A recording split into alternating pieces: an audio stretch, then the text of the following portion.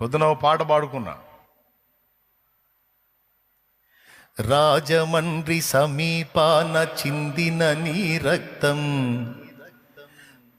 రక్కసి మూకల మార్పుకు మొరపెట్టును నిత్యం. చంపగలుగు వాడెవ్వడు నిజముగా నిన్ను, చంపగలుగు వాడెవ్వడు నిజముగా నిన్ను. చావును గెలిచిన యేసే లేపుతాడు నిన్ను. ఏమండి, పొద్దున్న ఏదో నా ఆనందం కోసం నేను పాడుకున్నా. ధన్యుడవో అన్న పగడాల ప్రవీణన్న, ధన్యుడవో అన్న పగడాల ప్రవీణన్న, దయామయుని హత సాక్షిగా ఒరిగినావన్న. ధన్యుడవో అన్న పగడాల ప్రవీణన్న, దయామయుని హత సాక్షిగా ఒరిగినావన్న. ఏమండి, గొప్ప గొప్ప సేవకులకు దక్కే ఈ భాగ్యం, హతసాక్షుల కవిలెలోన దక్కే నీకు స్థానం. పేతురన్న పౌలన్న నిలిచే ఆ వరుసలో, నీవు కూడా నిలిచేవు అన్నా ఇది సత్యం. నీవు కూడా నిలిచేవు అన్నా ఇది సత్యం. ధన్యుడవో అన్న పగడాల ప్రవీణన్న, దయామయుని హత సాక్షిగా ఒరిగినావన్న. ధన్యుడవో అన్న. దేవునికి స్తోత్రం. యేసుని వార్తను చాటగా పయనము చేస్తూ, యేసుని వార్తను చాటగా పయనము చేస్తూ, ఉన్మాదుల చేతులలో బలి అయిపోయావు. మత ఉన్మాదుల చేతులలో బలి అయిపోయావు. కొంతమంది అంటున్నారు, అన్నది కన్ఫామ్ కాకుండా ఎలా చెప్తావు శాలేమన్న అంటున్నారు. కన్ఫామ్ కాకుండా చెప్పేది నిద్రమోహముడా, నీ కళ్ళు ఇంకా కనపడట్లేదా? గుండెల మీద బూట్ కాల్తో తన్నిన గుర్తుందిరా. 100 ఆధారాలు ఎందుకురా నీకు? నా సహోదరుణ్ణి, నా సహదాసుణ్ణి, నా తోడి సైనికుణ్ణి రక్తంతో తడిసినటువంటి బూట్ కాలది, రక్తంతో తడిసింది అది. దాంతో కొట్టారు. ఆ కాలు ఇక్కడ దన్నారు. ఆ గుర్తు అట్లనే ఉంది.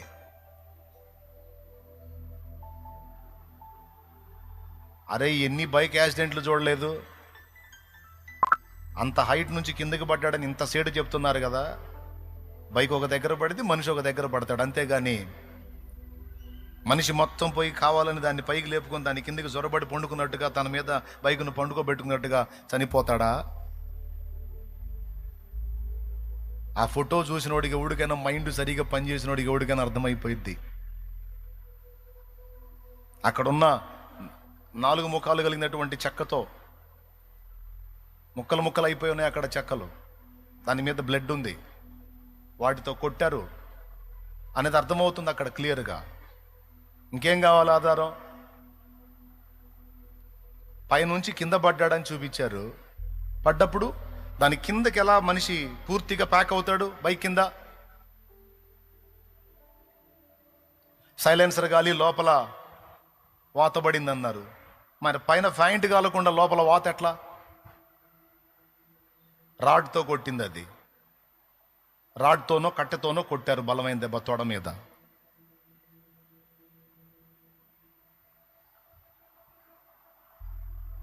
ముందే దాడి చేశారు. టోల్గేట్ దగ్గర హెడ్ లైట్ పగిలిపోయి ఉంది.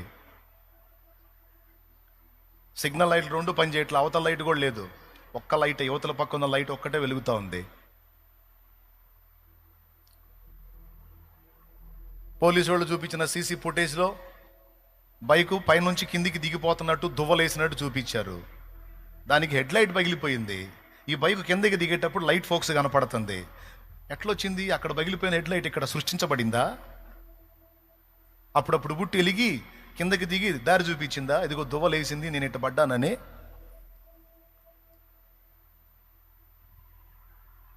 అర్థం కావట్లేదా క్లియర్గా? ఎట్లా చెప్తారంటే ఖచ్చితంగా అర్థమైపోయింది. ఇంకా బోల్డ్ అన్ని ఉన్నాయి.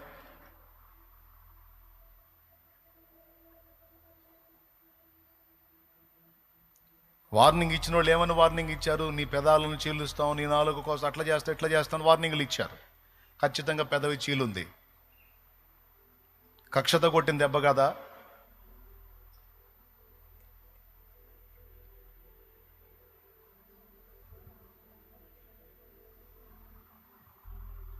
బైక్ నిండా రక్తం చిందుంది.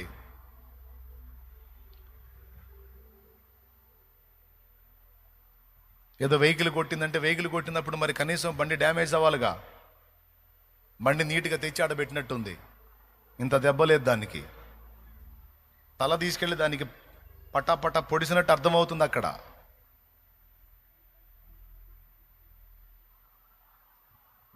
తర్వాత వాళ్ళు రిపోర్ట్ ఏదన్నా ఇవ్వనే, అది సత్యం అవనే అసత్యం అవనే, మన కళ్ళకి మనకు మైండ్ పనిచేస్తుంది కనుక మనం ఈజీగా ఆలోచిస్తే అర్థమైపోతుంది.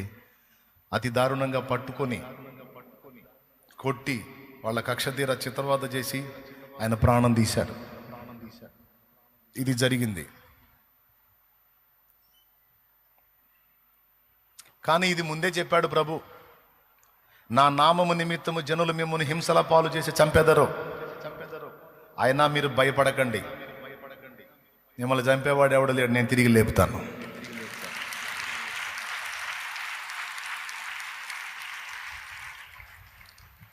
కొద్ది కాలం ఆనందపడతారు చంపామని, కొద్ది కాలం సంబరపడతారు, పండగ చేసుకుంటారు. ఇంకా అన్నిటి అంతా సమీపించిందిగా, రాకడ దగ్గరికి వస్తుందిగా.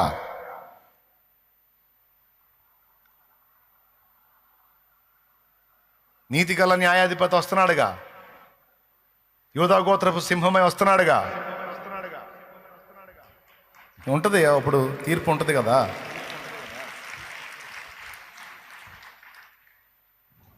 గ్రాహం స్టెయిన్స్ గారిని చంపారు. ఆయన ఇద్దరు పసిబిడ్డల్ని తీసుకెళ్ళి తగలబడుతున్న వెహికల్లో విసిరి మరీ చంపారు. జరగలేదా? అసలు మన దగ్గర అసలు ఏమి ఇంతవరకు అలాంటిది ఏది జరగనట్టుగా కొంతమంది మాట్లాడుతూ ఉన్నారు. మత ఉన్మాదుల దుర్మార్గం. ఇక్కడ బొల్లాపల్లిలో సుబ్బరామని మంచం పట్టెతో తలం మోది మెదడంతా పిట్టగోడ మీద చింది పడేటట్టు చంపలేదా?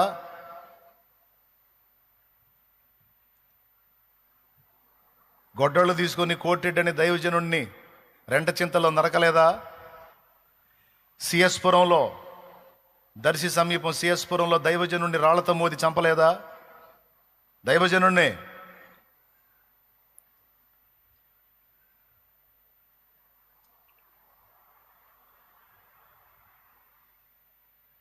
కొత్తగాది. హతసాక్షుల పరంపర ఇంకా కొనసాగుతూనే ఉంది. హతసాక్షుల పరంపర ఇంకా కొనసాగుతూనే ఉంది. అయినా వెనకడిగేసేది లేదు, తగ్గేది లేదు. ఇంకా అంతకంతకు సువార్త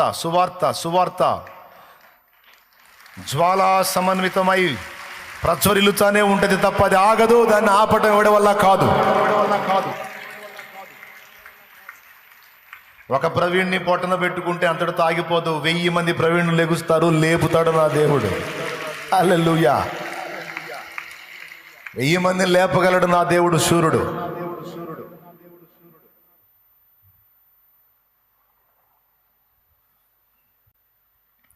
మూర్ఖులకు తెలియదు క్రైస్తవ్యం పుట్టుక, క్రీస్తు శిలువ శ్రమలలోనే పుట్టే సంఘ కన్యక. ఘోరమైన శ్రమలైన మాకు కొత్త కాదురా, ఘోరమైన శ్రమలైన మాకు కొత్త కాదురా. ఒక మనిషిని చంపితే 1000 మంది లేచురా, ఒక జ్యోతిని ఆర్పితే 1000 జ్యోతులు వెలుగురా.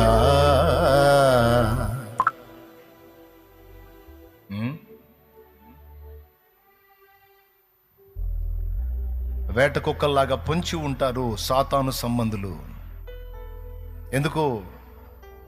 వాడికి కొన్ని లాభాలు ఉన్నాయి. మనం మధ్యలో హతులైతే, మన మధ్యలోనే యాత్ర ముగిస్తే వాడికి కొన్ని లాభాలు ఉన్నాయి.